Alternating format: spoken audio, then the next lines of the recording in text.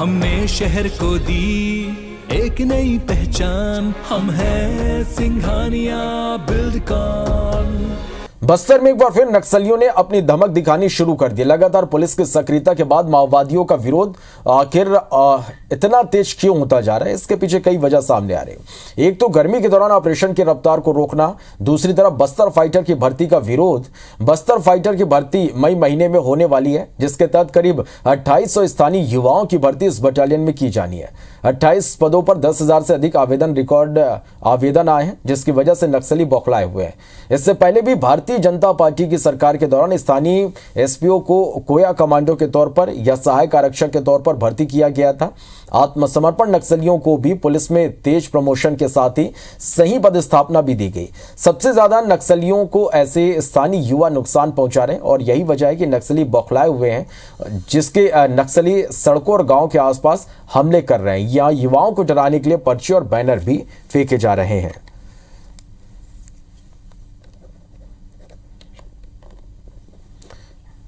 चले तो बस्तर फाइटर्स भर्ती से नक्सली डरे हुए हैं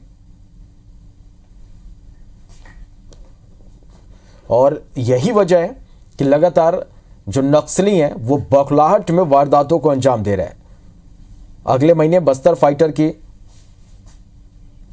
भर्ती होनी है, 28 पदों पर यहां पर भर्ती होनी है, लेकिन रिकॉर्ड आवेदन यहां पर आए हैं और इन युवाओं को डराने के उद्देश्य से भी नक्सली लगातार इस तरह की वारदातों को अंजाम दे रहे हैं। कहीं पर वाहनों में नक्सलियों की ओर से आग लगाई जा रही, तो कहीं सड़कें काटी जा रहे हैं, पर्चे फेंके जा रहे हैं और नक्सलियों की ये पूरी कोशिश कि किसी भी तरह से युवाओं को रोका जाए। और नक्सली भी ये समझ रहे हैं कि बस्तर फाइटर्स की भर्ती के बाद ऑपरेशन निश्चित रूप से तेज होंगे और उनकी जो नक्सलियों की मुसीबतें हैं वो बढ़ेगी। और यही वजह है कि नक्सली नहीं चाहते कि बस्तर फाइटर्स की भर्ती हो, युवा सामने आए और एक बड़ी चुनौती ये निश्चित रूप से नक्सलियों के लिए हो सकती है। और यही वजह है कि नक्सलियों की जो बौखलाहट है वो साफ तौर पर देखी जा रही है।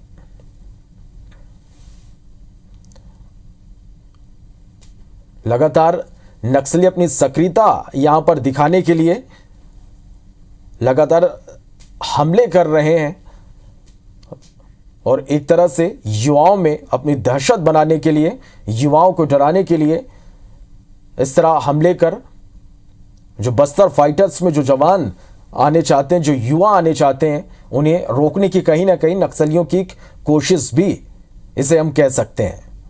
तो 28 पदों पर भर्ती होनी है, अगले महीने ये भर्ती होगी। रिकॉर्ड आवेदन इसके लिए आए हैं, 10,000 से अधिक आवेदन इसके लिए आए हैं। अब नक्सलियों के लिए ये नई मुसीबत यहां पर होने वाली है और यही वजह है कि नक्सलियों की जो बौखलाहट है वो साफ तौर पर यहां पर देखी जा रही है। चलिए और इस खबर पर ज्यादा जानकारी के साथ हमारे संवाददाता नरेश मिश्रा हमारे साथ इस वक्त लाइव जुड़ गए। नरेश, पिछले कुछ दिनों से हम देख रहे हैं कि नक्सलियों की सक्रियता यहां पर बढ़ी है, लगातार नक्सली हमले कर रहे हैं, पर्चे यहां पर फेंक रहे हैं। क्या वजह है कि इस समय जो है नक्सलियों की जो सक्रियता है वो बढ़ी है?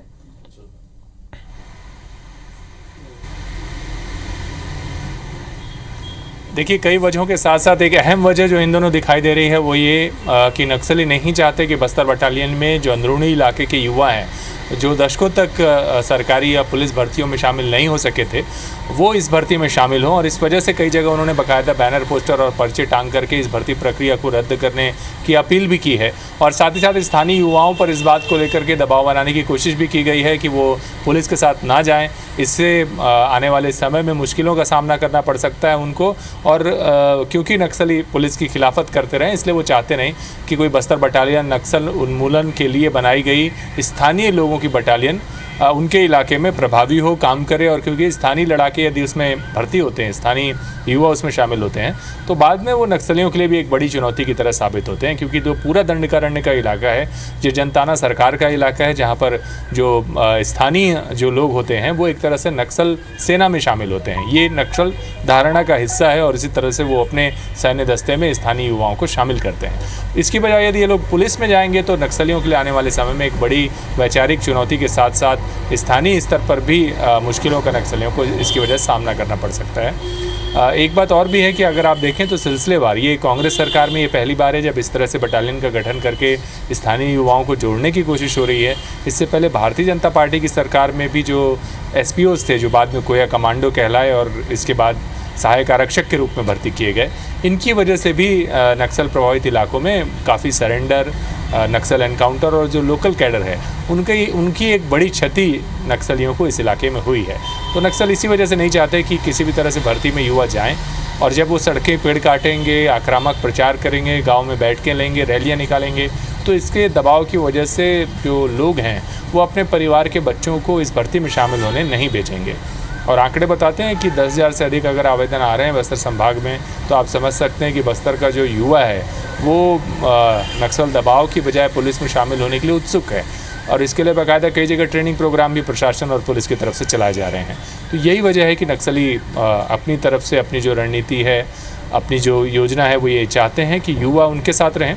और आप अगर सिलसिलेवार देखेंगे तो आप देखिए जितने भी प्रदर्शन हो रहे हैं, इसका भी जो अगुवाई है वो युवाओं के हाथ में है जो नक्सल प्रभावित क्षेत्र के हैं। तो नक्सली भी युवाओं को बांधने जोड़ने के लिए राजनीतिक तौर पे कई तरह की गतिविधियां प्रोग्राम कर रहे हैं। चलिए, निश्चित रूप से नरेश, सबसे बड़ी वजह यही है, वो नई नक्सली नहीं चाहते कि युवा उनके खिलाफ सामने आए। बहुत शुक्रिया आपका इस पूरी जानकारी के लिए।